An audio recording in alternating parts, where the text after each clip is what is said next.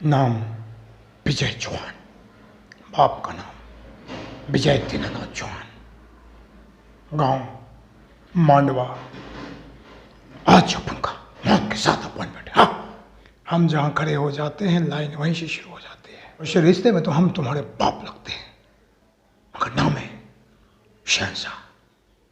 तो दोस्तों, आपने ये सारे डायलॉग सुने होंगे, बार बार आपने सुना होगा, क्योंकि आज हम बात कर रहे हैं बॉलीवुड के महानायक, सदी के महानायक और बॉलीवुड के सुपरस्टार अमिताभ बच्चन की। जी, आज उनका 78वां यानी कि 78th बर्थडे है और वो आज अपना बर्थडे सेलिब्रेट कर रहे हैं। हम सब की तरफ से, बॉलीवुड हेल्थ सेंटर की तरफ से उनको बहुत बहुत जन्मदिन की हार्दिक शुभकामनाएं, बधाई। वो हमेशा स्वस्थ रहे, खुश रहे और मस्त रहे। तो आज हम उनके बारे में एक एक बातें जानेंगे, उनके प्रारंभिक जीवन से लेकर और अभी तक के जीवन के बारे में मैं एक एक चीज़ आपको बताऊंगा। कैसे उन्होंने इतना बड़ा सफ़र तय किया, जिनके बारे में बताया जाता था कि वो इतना लंबा आदमी, जिराफ की तरह लंबा आदमी एक्टिंग नहीं कर सकता। आज भी कहा जाता है कि यूपी बिहार के लोगों का डिक्शन अच्छा नहीं होता है, लेकिन वो इलाहाबाद यानी कि जो अब प्रयागराज हो गया है, वहाँ उन्होंने जन्म लिया था। तो वहाँ से जाके बॉलीवुड में एक मुकाम हासिल करना, और वो भी वो मुकाम जहाँ सोचना भी एक आम एक्टर के लिए मुश्किल लगता है। और हर वो बड़ा एक्टर जिनका सपना होता है कि हम अमिताभ के साथ काम करें, तो ये बहुत बड़ी अपने आप में उपलब्धि है। अमिताभ बच्चन का जन्म 11 अक्टूबर को इलाहाबाद, जो कि अब प्रयागराज हो गया है, वहाँ पे हरिवंश राय बच्चन, जो कि एक जाने माने हिंदी के साहित्यकार थे, उनके घर उनका जन्म हुआ। अमिताभ बच्चन दो भाई थे, अमिताभ बच्चन और अजिताभ बच्चन। अमिताभ बच्चन बड़े हैं। अमिताभ बच्चन की माँ तेजी बच्चन, जो कि कराची से बिलोंग करती है, क्योंकि उस समय हिंदुस्तान बटा नहीं था, इसलिए उस समय पूरा वो हिंदुस्तान का पार्ट था, लेकिन अभी वो पाकिस्तान में चला गया है।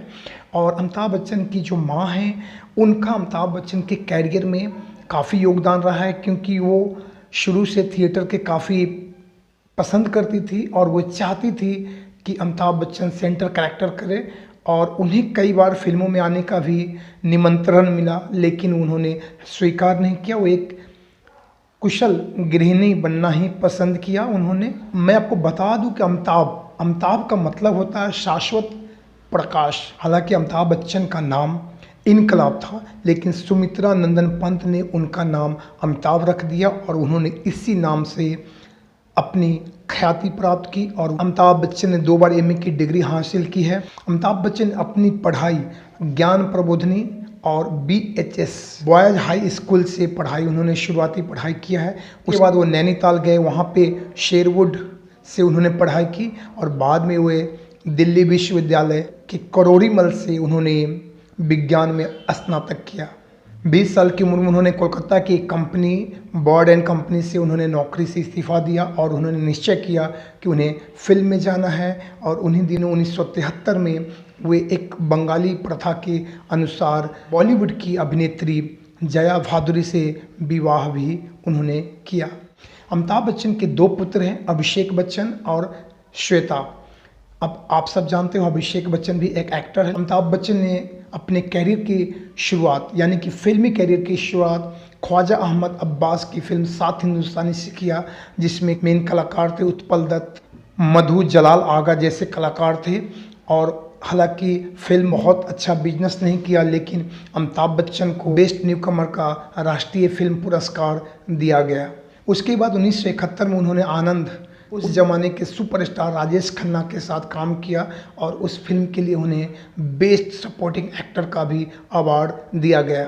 हालांकि उसके बाद उन्होंने बहुत सारा काम किया, परवाना, रेशमा एंड शेरा, ऐसी बहुत सारी फिल्में, बॉम्बे टू गोवा, लेकिन हालांकि ज़्यादा फिल्में हिट नहीं रही। लेकिन उनका कैरियर ग्राफ धीरे धीरे ही से ग्रो करता गया, और उन्हीं स्ट्रगल के दिनों में वे बॉलीवुड के जाने माने comedian, producer and director Mahmood sahab के घर पे 7 सालों तक उन्होंने अपना समय निकाला, क्योंकि वो काफ़ी स्ट्रगल का समय था उनका। फिर से समय ने करवट बदला और 1973 में प्रकाश मेहरा की फिल्म जंजीर, आप सबको याद होगा, जंजीर में वे बतौर अभिनेता, मुख्य अभिनेता काम किया और फिल्म सुपर डुपर हिट रही और वहाँ से उन्हें एक यंग मैन की उपाधि दी गई और इस फिल्म के लिए उन्हें सर्वश्रेष्ठ एक्टर का फिल्म फेयर अवार्ड दिया गया। उसके बाद उनके कैरियर का ग्राफ उठता ही चला गया और आपको बता दूं कि 1973 ही वो साल था जब अमिताभ बच्चन ने बॉलीवुड की जानी मानी अभिनेत्री जया भादुरी से 3 जून को उन्होंने विवाह कर लिया। उसके बाद अभिमान और नमक हराम जैसी फिल्मों के लिए उन्हें बेस्ट सपोर्टिंग एक्टर का भी अवार्ड दिया गया। 1974 में रोटी कपड़ा मकान में मनोज कुमार के साथ काम करने के बाद अमिताभ बच्चन ने बहुत सारी फिल्मों में मेहमान कलाकार का भी काम किया, जिसमें कुंवारा बाप, दोस्त जैसी फिल्में शामिल हैं। उसके बाद उन्होंने मजबूर में काम किया, जो कि एक हॉलीवुड की फिल्म जिग जैग से प्रेरित फिल्म थी। हालांकि फिल्म ने काफ़ी अच्छा बिजनेस तो नहीं किया। उसके बाद उन्होंने 1975 में चुपके चुपके, फरार और मिली में भी उन्होंने काम किया। उसके बाद 1975 के ही दरमियान इन्होंने यश चोपड़ा के फिल्म दीवार में शशि कपूर के साथ काम किया और ये फिल्म सुपर डुपर हिट रही और इन्हें एक बार फिर से सर्वश्रेष्ठ अभिनेता का फिल्म फेयर पुरस्कार दिया गया। उसके बाद उन्होंने शोले, जो कि अपने आप एक माइलस्टोन फिल्म है, 15 अगस्त 1975 को रिलीज हुई थी फिल्म और उस ज़माने में लगभग ये फिल्म रिकॉर्ड तोड़ कमाई की थी। लगभग 60 मिलियन अमेरिकी डॉलर इतनी कमाई की थी। तो आप समझ सकते हैं कि उस ज़माने के सुपर डुपर, और हम सब जानते हैं कि शोले अमिताभ बच्चन के जीवन की एक माइलस्टोन फिल्म है, जिसमें धर्मेंद्र, हेमा मालिनी, जया भादुरी और अमिताभ बच्चन, गब्बर सिंह यानी कि अमजद खान और संजीव कुमार जैसे लोगों ने, जगदीप साहब जैसे लोगों ने काम किया था। शोले के बाद अमिताभ बच्चन की जो इमेज थी वैसे भी पहले से एंग्री यंग मैन की थी, लेकिन एक बार फिर से उनकी जो इमेज थी वो एक एक्शन हीरो की बन गई थी। लेकिन उन्होंने बहुत सारी दूसरी भी फिल्में की और 1975 से लेकर 1984 तक अमिताभ बच्चन ने एक छत्र बोली तो बॉलीवुड में बेताज बादशाह की तरह काम किया उन्होंने, जिसमें बहुत सारी ऐसी फिल्में, अमर अकबर अंथोनी, कभी कभी जैसी फिल्में थी और उन्हें न जाने कितनी बार फिल्म फेयर अवार्ड से नवाजा गया। उसके बाद उन्होंने कस्मे वादे, डॉन, त्रिशूल जैसी फिल्में की, मुकद्दर का सिकंदर और भी ऐसी बहुत सारी सुपर डुपर हिट फिल्में उन्होंने दिया। एक बार फिर से उन्हें त्रिशूल और मुकद्दर के सिकंदर के लिए बेस्ट एक्टर का फिल्म फेयर अवार्ड दिया गया। उसके बाद 1989 में उन्होंने मिस्टर नटवरलाल किया और नटवरलाल में उन्होंने पहली बार अपनी आवाज़ दी, उन्होंने गाना गाया और उन्हें सर्वश्रेष्ठ अभिनेता के साथ सर्वश्रेष्ठ पुरुष पार्श्व गायक का भी उन्हें अवार्ड दिया गया। उसी दरमियान उन्हें दोस्ताना और काला पत्थर के लिए भी अवार्ड से सम्मानित किया गया। 1981 में उन्होंने यश चोपड़ा की फिल्म सिलसिला किया, उसके बाद राम बलराम, उसके बाद उन्होंने ढेर सारी फिल्में लाइन से किए, शान, लावारिश, राम बलराम जैसी, शक्ति जैसी फिल्में उन्होंने किया, जो कि सारी फिल्में एक पर एक सुपर डुपर हिट फिल्में हैं। इसी दरमियान 1982 में उन्होंने कुली के शूटिंग के दौरान पुनीत इस्सर से फाइट में ये घायल हो गए। हालांकि इन्होंने खुद से स्टंट करने की बात स्वीकार की थी और जब ये स्टंट करते समय ये बेंच पे गिरना था इनको और बेंच से गिर के इनको पलटना था और उसी दरमियान जो बेंच का कोना इनके पेट में लगा और इनकी आंत जो थी वो क्षतिग्रस्त हो गई और उसके बाद इनके शरीर से काफ़ी खून निकल गया। फिर इन्हें आनन फानन में हॉस्पिटल में भर्ती किया गया, जहाँ पे इनके चाहने वाले लोगों ने अपने अंग दान तक किए और इनके चाहने वाले हॉस्पिटल के सामने कई दिनों तक लंबी कतार लगा के खड़े रहे। इस खबर को यूके के अखबार में भी सुर्खियों में छापा गया। हालांकि ये काफ़ी दिनों तक हॉस्पिटल में रहे। कई बार तो ऐसी भी अफवाहें आई कि एक दुर्घटना के कारण उनकी मौत हो गई है, लेकिन भगवान और पूरे भारतवासियों का प्यार और आशीर्वाद काम आया और हालांकि वो ये मौत से जूझते जूझते अच्छे हो गए और एक बार फिर से वो अपने काम पे पुनः लौट आए। 1984 में अमिताभ बच्चन ने फिल्मों से कुछ दूरी बनाई और 1984 से 87 तक वे राजनीति में आए। अपने मित्र राजीव गांधी की सहायता करने के लिए वे इलाहाबाद से सांसद का चुनाव लड़ा और उन्होंने पूर्व मुख्यमंत्री हेमवंती नंदन बहुगुणा को काफ़ी भारी मतों से हराया और वो वहाँ से सांसद चुने गए। इसके बाद 3 साल भी नहीं पूरा हुआ, उनका नाम एक बार बोफोर्स विवाद में उनका नाम आने के बाद उन्हें अदालत जाना पड़ा और उन्होंने त्यागपत्र दे दिया। हालांकि उन्हें अदालत ने दोषी नहीं माना था और उन्होंने 1984 से 1987 तक जो राजनीतिक जीवन था उसे पूरी तरह फिर त्याग दिया और फिर से वो एक बार फिल्मों में एक्टिव हो गए। राजनीतिक सफ़र से वापस आने के बाद इन्होंने एक बार फिर से शहंशाह जैसी फिल्में की, जो कि बॉक्स ऑफिस पर काफ़ी सुपर डुपर हिट फिल्म रही, लेकिन उनकी जो स्टारडम वाली छवि थी वो कहीं ना कहीं धूमिल हो रही थी धीरे धीरे, क्योंकि उनके मित्र मुसीबत के समय में समाजवादी पार्टी के नेता अमर सिंह ने सहायता किया, जिसके कारण उन्होंने समाजवादी पार्टी के लिए प्रचार प्रसार का काम किया और इसी दरम्यान उन्होंने किसान विवाद यानी कि उन्होंने अपने प्रचार प्रसार में कहा था कि वे किसान हैं और इसके कारण एक विवाद पैदा हुआ और उन्हें फिर से कोर्ट जाना पड़ा। तो इस सब के कारण कहीं ना कहीं उनका स्टारडम धूमिल हो रहा था। उसके बाद 1990 में उन्होंने अग्निपथ, जो कि एक डॉन की भूमिका थी, आपको याद होगा, नाम विजय चौहान, जो की फिल्म काफ़ी अच्छी रही और इस फिल्म के लिए उन्हें राष्ट्रीय फिल्म पुरस्कार फिर से दिया गया। 1992 में वे खुदा गवाह जैसी फिल्म की श्रीदेवी के साथ, और उसके बाद लगभग वो रिटायरमेंट सा फिल्मों से उन्होंने ले लिया। लेकिन उसके बाद एक बार फिर से 94 में इंसानियत रिलीज हुई, जो कि बॉक्स ऑफिस पे कुछ खास कमाल नहीं कर पाए। जब उन्होंने अस्थायी सेवानिवृत्ति लिया था उसी दौरान उन्होंने अपनी company ABCL Amitabh Bachchan corporation limited उन्होंने स्थापना किया, जिसके अंतर्गत आपको पता होगा अरशद वारसी और चंद्रचूड़ सिंह को लेकर उन्होंने तेरे मेरे सपने, लेकिन फिल्में असफल रही। और आप सब जैसा कि जानते हो कि इस दरमियान ABCL के कारण वे काफ़ी घाटे में चले गए और इवन कि कैनरा बैंक ने उनके मुंबई की जो प्रतीक्षा वाली बिल्डिंग है उसे बेचने तक पे रोक लगा दिया था।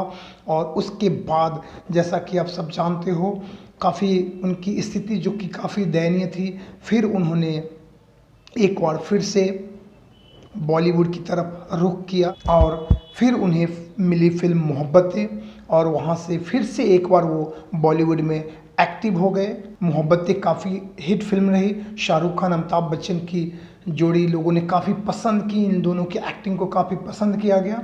और उसके बाद 1998 में छोटे मियाँ बड़े मियाँ, सूर्यवंशम, बादशाह, हिंदुस्तान की कसम जैसी उन्होंने काफ़ी फिल्में की, जो कि मोस्टली ये सब सारी फिल्में बॉक्स ऑफिस पे कुछ कमाल न कर सकी। उसके बाद उनका शुरू हुआ टेलीविज़न छोटे पर्दे का दौर। आपको बता दें कि टेलीविज़न पे एक बहुत ही मशहूर शो कौन बनेगा करोड़पति, जिसमें उन्होंने शो को होस्ट किया और इसके बदले में उन्हें लगभग 60,000 अमेरिकी डॉलर, लगभग 25 लाख रुपया पर एपिसोड इनको दिया गया, जो कि इनके ABCL के लॉस में जाने के बाद इनको काफ़ी आर्थिक सहयोग मिला और इनके बिखरते हुए परिवार को काफ़ी सहारा मिला। और उसके बाद केनरा बैंक ने भी 2000 में अपने केस वापस ले लिए और अमिताभ बच्चन ने कंटिन्यू आज भी वो KBC कर रहे हैं। और कहा यह जाता है कि अमिताभ बच्चन के कारण KBC काफ़ी हिट है और KBC के कारण अमिताभ बच्चन ने काफ़ी चीज़ जो उन लॉस में चल रहे थे वो सब इन्हें वापस मिला। उसके बाद वे फिर से बॉलीवुड में ही एक्टिव हो गए और उन्होंने काफ़ी फिल्में की, जैसे कभी खुशी कभी गम, बागवान, अक्स, आंखें, खाकी, बंटी और बबली, सरकार, कभी अलविदा ना कहना, एकलव्य जैसी फिल्में की। उसके बाद उन्होंने फिर से 2007 में चीनी कम जैसी फिल्में की, जिसमें वे एक टीनेज और एक एजेड लोगों का रोमांस दिखाया गया था। इसके बाद 2007 में राम गोपाल वर्मा द्वारा शोले की रीमेक बनाई गई, जिसका नाम आग रखा गया, जो कि जिसमें अमिताभ बच्चन ने बब्बन सिंह का कैरेक्टर किया, जो कि लोगों द्वारा काफ़ी नापसंद किया गया और काफ़ी इसकी आलोचनाएं भी हुई। उसके बाद वे ब्लैक जैसी फिल्म की, जो कि अपने आप में एक बहुत ही माइलस्टोन फिल्म है। अगर हम उनके स्वास्थ्य की बात करें तो एक बार वो 2005 में फिर से वो हॉस्पिटलाइज हुए, उन्हें पेट में दर्द की शिकायत हुई और उनका सर्जरी किया गया। फिर उस दरमियान उनके जितने भी कार्यक्रम थे, कौन बनेगा करोड़पति, सबको रोक दिया गया और काफ़ी बड़े बड़े लोग उनसे हॉस्पिटल में मिलने आए। सब लोगों ने दुआएं प्रार्थनाएं की और एक बार फिर से वो 2006 में ठीक हो गए और फिर से काम पे वो लौट आए। आपको याद होगा कि अमिताभ बच्चन फिल्मों में आने से पहले ऑल इंडिया रेडियो में समाचार उद्घोषक के लिए उन्होंने अप्लाई किया था, जिससे उन्हें इनकार कर दिया गया था। लेकिन अमिताभ बच्चन की ज़बरदस्त आवाज़ के कारण सत्यजीत रे ने अपनी फिल्म शतरंज के खिलाड़ी में उनकी आवाज़ को कमेंट्री के रूप में प्रयोग किया। और आप सबको ये भी याद होगा कि उनकी आवाज़ रंग बरसे भीगे चुनर वाली जैसी गाना है होली का, वो आज भी अगर ना बजे तो होली अधूरी सी लगती है। आपको बता दें कि उनका बहुत विवादों से भी नाता रहा है। बाराबांकी एक विवाद है जो कि 2007 में अमिताभ बच्चन एक फिल्म बनाई थी जिसमें मुलायम सिंह उस समय सरकार में थे उत्तर प्रदेश में, तो उनकी सरकार का काफ़ी गुणगान किया गया था। लेकिन हुआ कि इलेक्शन के बाद मायावती सरकार में आ गई और उसके बाद जून 2007 को फैज़ाबाद अदालत ने उन्हें आदेश दिया और उन्होंने फैज़ाबाद अदालत ने बताया कि ये दलितों का बहुत सारा ज़मीन जो इल्लीगली अधिग्रहित किए हैं, इसकी जांच की जाएगी। हालांकि बाद में अमिताभ बच्चन ने पुणे और बाराबांकी उत्तर प्रदेश में ली गई अधिग्रहित की गई ज़मीन को उन्होंने छोड़ दिया। इसी सिलसिले में उन्होंने विलासराव देशमुख महाराष्ट्र के मुख्यमंत्री को अपने और अपने पुत्र अभिषेक बच्चन के नाम की ज़मीन को दान करने के लिए चिट्ठी लिखा। हालांकि लखनऊ की अदालत ने इस भूमि दान पे आरोप लगा दिया और कहा कि जैसा है पूर्ववत वैसा रहने दिया जाए। आपको याद होगा कि 2008 में राज ठाकरे जो कि मनसे चीफ हैं, महाराष्ट्र नवनिर्माण सेना के चीफ राज ठाकरे ने अमिताभ बच्चन पे आरोप लगाया कि वे रहते मुंबई में हैं लेकिन वे ज़्यादातर अपने गृह प्रदेश उत्तर प्रदेश के लिए काम करते हैं। और ऐश्वर्या राय जो उनकी बहू है, उनके नाम पे महाराष्ट्र में स्कूल खोलने के बदले उत्तर प्रदेश में वो स्कूल खोल रहे हैं। इस पे उनकी जो पत्नी है जया बच्चन, उस समय सपा सांसद हुआ करते थे, उन्होंने कहा कि मैंने सुना है कि राज ठाकरे के पास महाराष्ट्र में कोहिनूर मिल की काफ़ी बड़ी संपत्ति है। अगर राज ठाकरे ज़मीन दान करते हैं तो अमिताभ बच्चन वहाँ पे ऐश्वर्या राय के नाम से यानी कि वो अपनी पुत्र वधू के नाम से ज़रूर स्कूल बनवाएंगे। इस मुद्दे पे अमिताभ बच्चन ने कुछ भी कहने से इनकार कर दिया।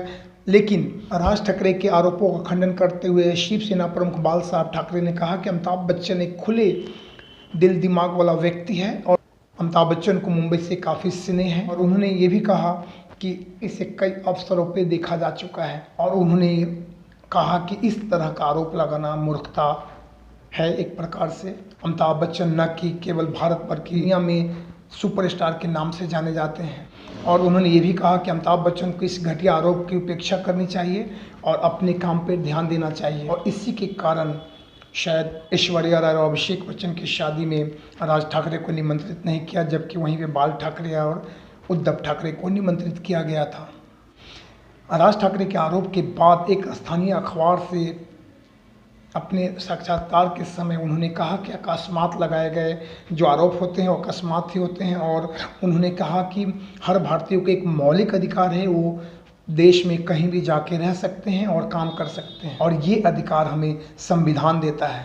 तो फ्रेंड्स, ऑलमोस्ट मैंने अमिताभ बच्चन के सारे एक जो उनका शुरू से लेके और आज तक जो उनकी एक्टिविटीज़ थी, उन्होंने कैसा उनका बैकग्राउंड था, उन्होंने कैसे काम किया, क्या क्या स्ट्रगल उन्होंने झेली, क्या क्या उन पे आरोप लगे, वो सब कुछ मैंने कोशिश किया इस वीडियो में कवर करने के लिए।